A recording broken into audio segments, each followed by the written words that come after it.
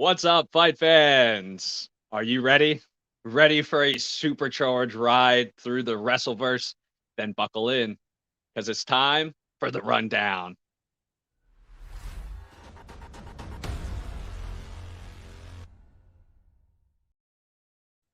All right, so on this episode of Rundown, we're going to be going over AEW Rampage.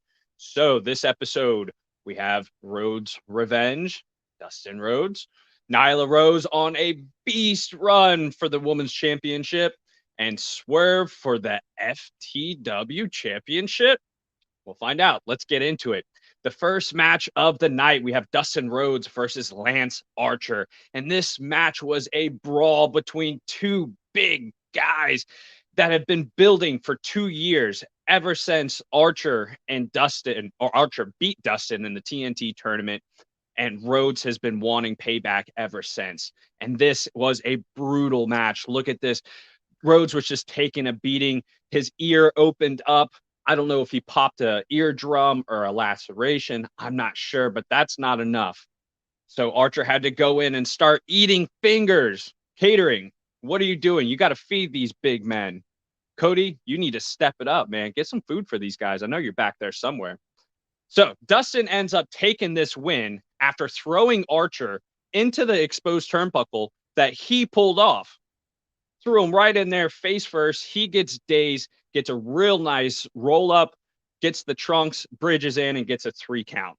Now, after this match, the fight continues. Archer throws Dustin into the steel stairs about twice, cuts him open. He's leaking everywhere. And then Dustin's students come out. They try to help him out. Archer slams one of his students into his teacher. Just insult to injury. Just some bad stuff. Poor guy. So right after this, we sell El Fuego. He's on the mic. First for me. I don't know if you guys ever seen him on the mic. And he says he's ready and says, thanks the crowd. You guys believe in me. And he calls out the House of Black. Can you believe this?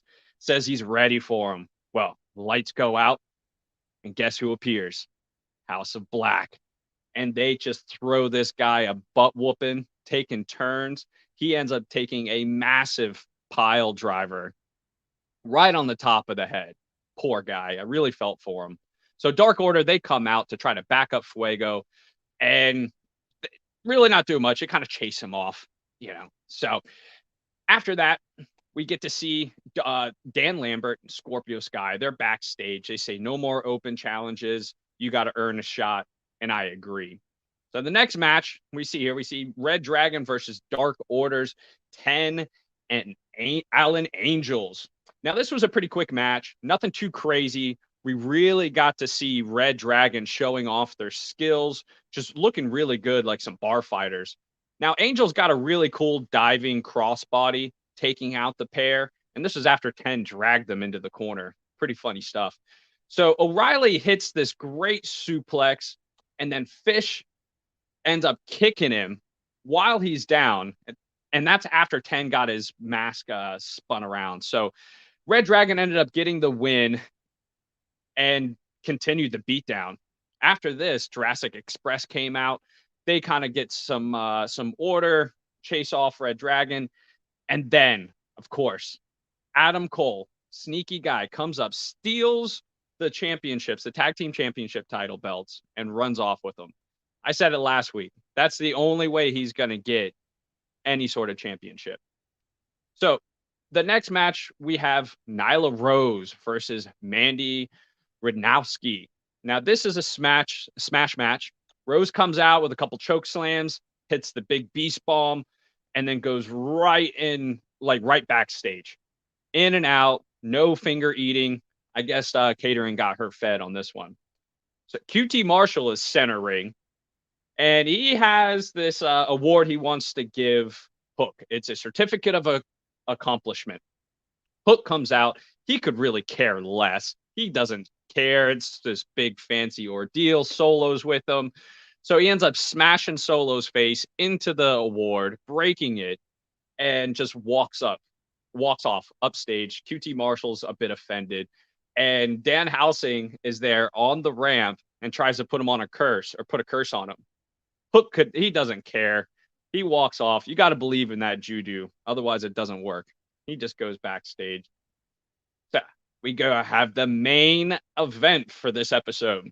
We have Swerve versus Ricky Starks for the FTW Championship.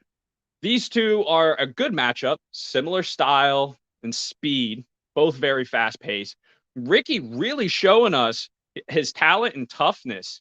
He gets this great slam right here. So he hurt his ankle on a moonsault, jumps up on the ropes, and gets this great like spinning tornado DDT, flipping Swerve onto his head. Really good stuff. But right after this, he gets a nice abdominal stretch, kind of modified, and Starks was really doing good. I was impressed with him in this match. But Swerve came through. He hit this really nice shooting star moonsault just off the apron, taking Starks out. This is a good one. Swerve is close to finishing this match up, but Hobbs shows up, throws him around a bit.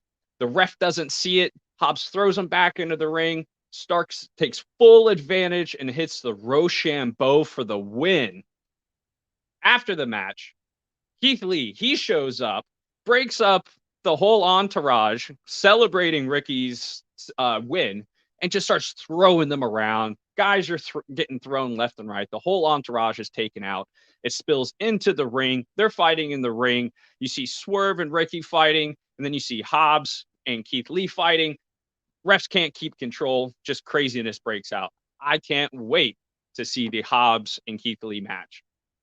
So let's get into the ratings, guys. Here at Take It to the Ring, we like to give each fight card a fight card rating.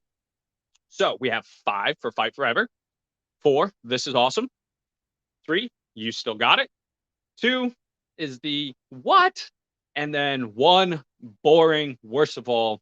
Check us out. We're going to be way more entertaining.